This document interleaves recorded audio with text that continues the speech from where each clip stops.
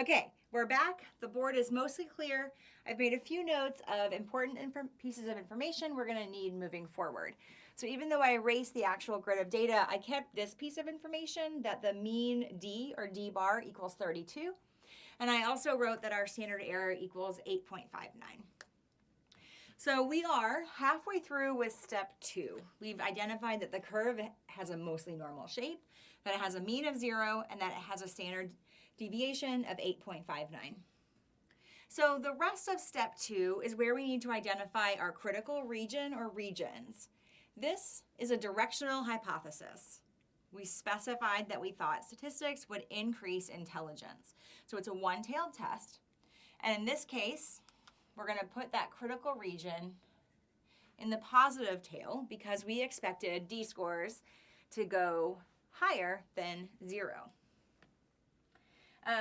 To look up your T crit,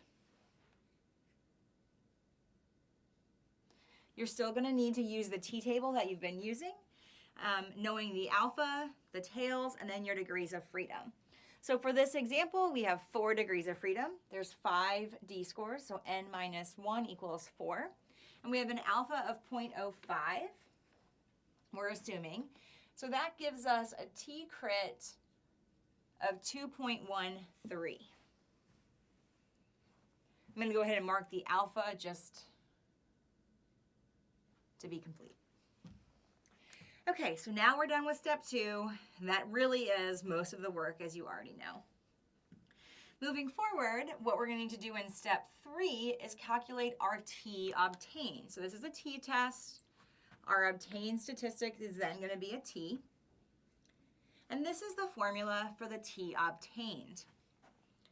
It's D bar, or what we observed in our sample, minus mu sub D bar, which is what we would expect on average if the null hypothesis is true, divided by the variability that we would expect among the population, among the sample means that come from the population. So this is the formula that we're using. Yes, this score always ends up being equal to 0. So it ends up just dropping out of every formula for the dependent samples t-test. So we have observed in our sample a mean D of 32.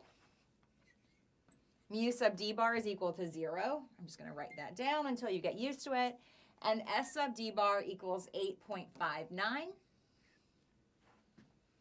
That's going to give us a T obtained of 3.73. So our T obtained equals 3.73. And that's it for step 3. Okay, in step 4, we're going to compare our T obtained to our T crit, and we're going to make a conclusion about the null hypothesis. In this case, our T obtained of 3.73 is going to fall somewhere over here. It's going to be in the rejection region. It's beyond the gateway of 2.13. So we reject the null hypothesis, and we conclude that there is evidence to suggest that taking statistics courses could improve your intelligence.